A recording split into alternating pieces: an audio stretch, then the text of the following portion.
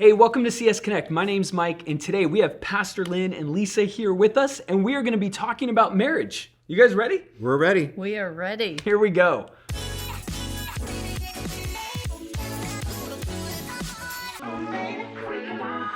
Okay, so Pastor Lynn and Lisa, today we thought we'd have you guys in and talk about marriage. You Great. guys know something about marriage, or? Yes. I know to do what she tells me to do. Okay, there you go. Okay, so I thought 38 years, buddy. 38 years.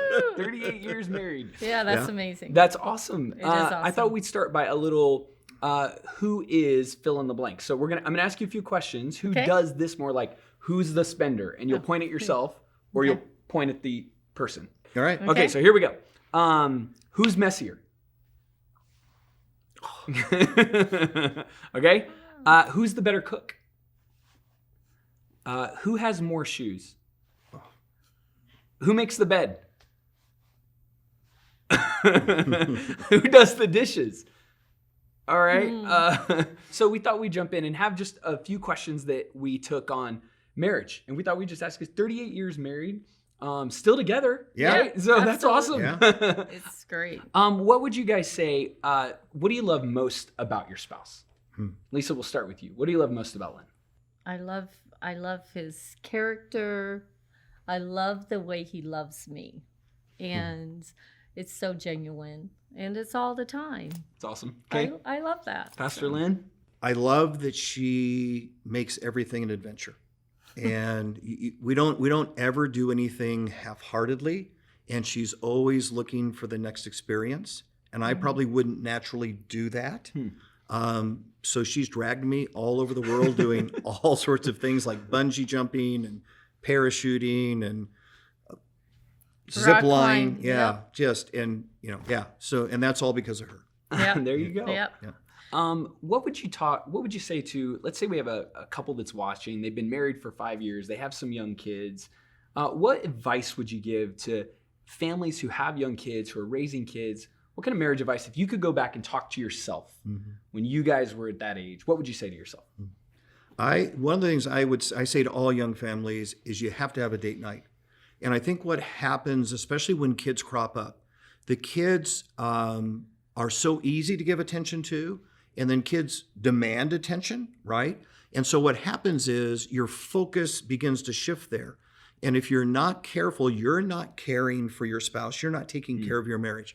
And really early on in our marriage, right after Josh was born, and it was totally natural, Lisa started putting a whole bunch of attention on Josh. That's what you do with a little infant. And it got after a little while, I sat down with her and I said, Lisa, look, here's the deal. In about 18 years, that rugrat is going to get up and leave, and he's not even going to say goodbye when he goes. And then you're going to be stuck with me again. And we've got to be sure we're paying enough attention to us that when he's gone, we're actually better. Yeah, it's good. So I say date night, and I know young couples go, we can't afford it. I don't care. I don't care what you have to Right. do. Trade babysitting with somebody else. Go for walks in the park because you can't spend. No, I don't care what you do, but you've got to say, hey, us being us is more important than this because we're going to be a family long after the kids are gone. Yeah, that's awesome. It's interesting how when you have little kids, like they just aren't afraid to tell you everything they want and need all the time, right? And so it's Right. so easy just to naturally move towards constantly caring and needing It is. all the conversations. And it feels spiritual, right? It feels like what a good parent would do. So we move that direction thinking we're doing a very honorable and good thing. Yeah. And the problem is when it comes to the neglect of our relationship with our spouse, you're actually destroying something in that moment. Yeah. Talk to those watching about how do you guys keep Jesus at the center of your marriage and the center of your home? What are the things that you guys have done over the years or you're doing right now that just says, hey, God, you're going to get first place in our house? Yeah, I mean, every decision we make, we always go before the Lord with that decision. And especially if it's a significant one, I mean, he's given us ability to make those small ones and know what those are, but any significant decision, we're never rash about it. And we always go before God and we make sure it's going to line up with the values that we're supposed to have in our relationship and what God has given us. And So It's good. And I think we've had seasons where we've said, "Hey, we're going to do our personal devotions together." Mm-hmm. You know, we haven't done that like every day, but we'll have seasons. We'll go, "Hey, for the next few months, we're just going to do devotions in the morning together. Awesome. We're going to pray together." I think another one is we pray for each other all and, the time. Yeah, and it's really interesting. It's hard to throw away somebody you're praying for. Mm-hmm. You know, when I'm praying for her and saying, "Hey, God, help me to be a good husband to her. Help me to be understanding of what's going on." When I'm telling God, thank you for her, it's hard to stay mad at her It's good. in those It moments, is, right? For sure. So praying for her has been a big deal. It's been her praying for me has been a big deal.